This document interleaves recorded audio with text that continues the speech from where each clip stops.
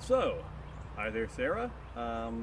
It's a couple of days late. It's not a live stream, it's a video, but it is the English Civil War. So before we go any further, let's define our terms. The English Civil War, that's singular. Clearly in the UK, it's not known as a singular event. It's a series of events, the English Civil Wars, plural.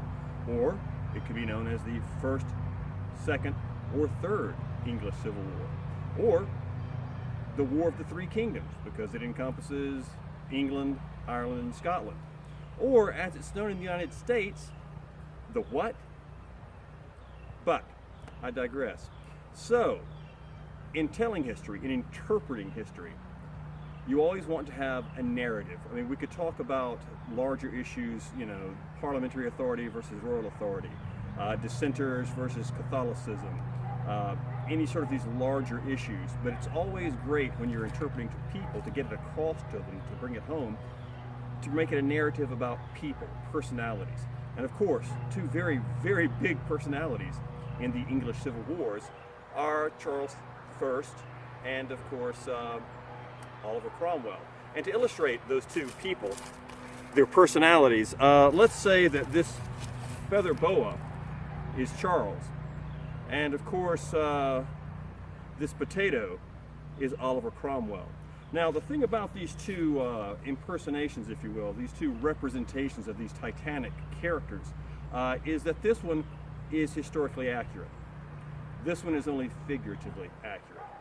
So, Oliver Cromwell and Charles square off.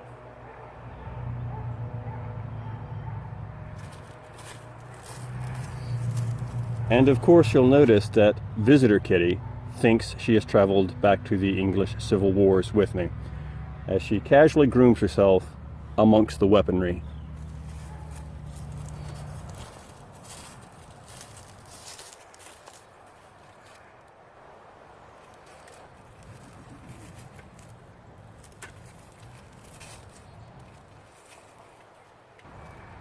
So, let's talk about the soldiers of the English Civil Wars. There are several different types. There are what is called horse, which is cavalry, foot, which is infantry, and artillery, which is artillery. I do not have any, well, I do have some artillery, but I don't have any English Civil Wars artillery. And although I'm an excellent horseman, I don't currently own horses, so we'll talk about the foot, the infantryman. There are two predominant types, and I am dressed as one of them right now, and that is the Pikeman. Now, I am accoutered and dressed and equipped for early English Civil Wars. As time goes on and things like the new model army make their appearance, equipment and uniform become very standardized. Not just standardized, but, to use that word again, uniform, so that you're wearing the same thing, you're armed with the exact same thing, so on and so forth. But now I'm just an early conflict guy who's been called out. I'm wearing the same coat that I was wearing earlier, but I've added this leather jerkin and clearly armor. As a pikeman, I'm going to be at the forefront of what's called the push, where you're trying to overwhelm and drive the enemy from the field with a push of pikes. And for that, you certainly would love to have some nice armor here, protecting your chest and bowels and vitals. Also, a nice metal hat called a helmet to protect the thing that hopefully is guiding you, your brain. The pike itself is this item right here. Now, I've got a what's called a practice or combat blunt on the end of this, so I can actually spar with this when doing events. But a metal tip that is sharp and pointy on the end of, for them, at least a 16-foot shaft. Mine here is only 10 feet long. There are a couple of reasons for that. Actually, there's one reason for that. 10 feet will fit in my car. 16 feet won't. So I do always make that distinction when I'm interpreting that, in fact, a pike of the English Civil Wars would be about 8 feet longer.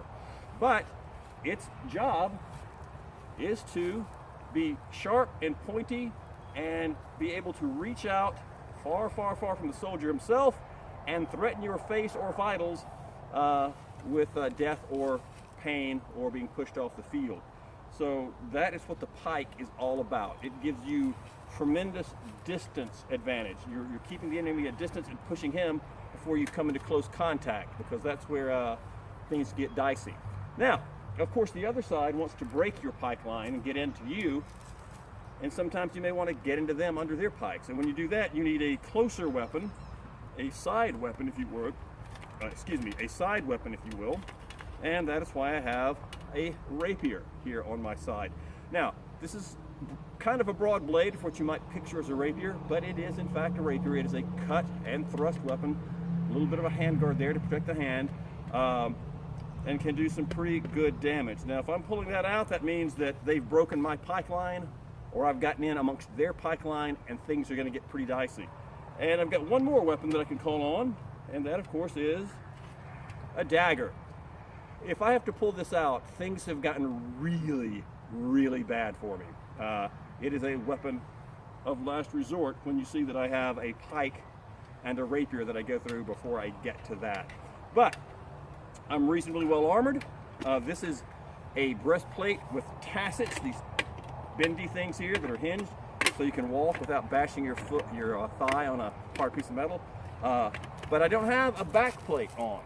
Now, as the war progresses, a breastplate and backplate become mandatory in the new model army. But early days, this may be all I can afford, maybe all I have. It's what I wear. It's certainly better than nothing. But there you are, the pikeman holding his place on the field.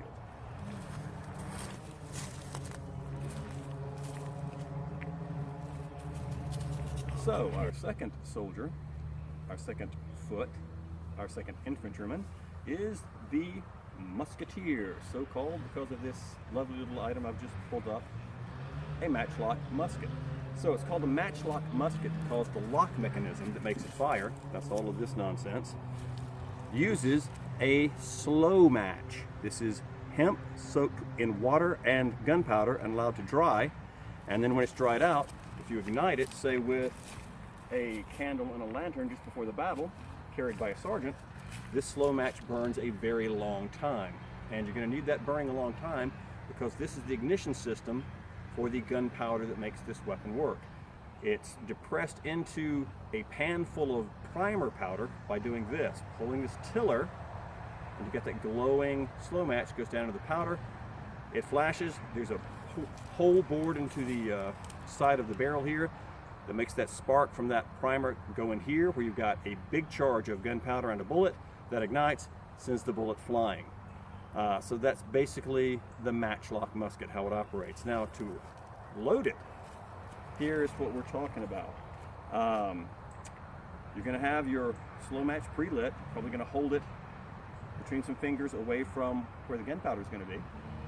And the first thing you're going to do is open the pan and pour in some priming powder from this, your priming flask of powder. So you're going to pour some in there, put that back, then, very important, close the pan so there's no accidental explosion or premature fire flash in the pan from your slow match.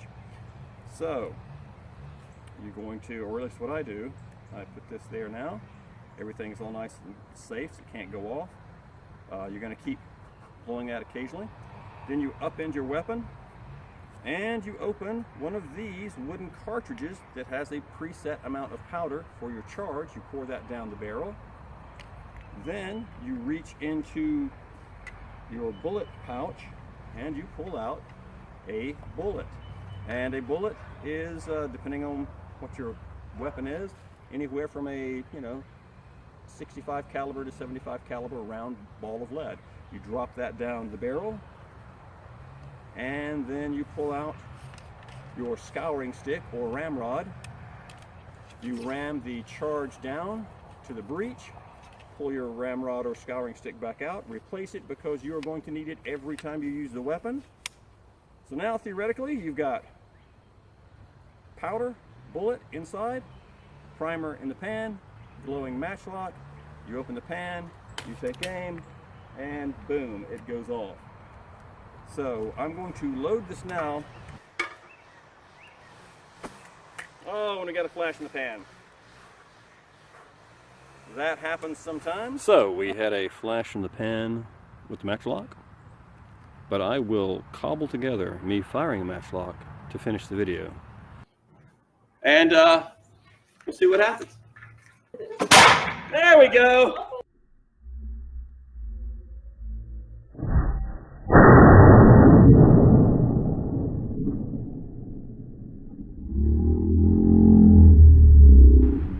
Have fun living in York during the quarantine.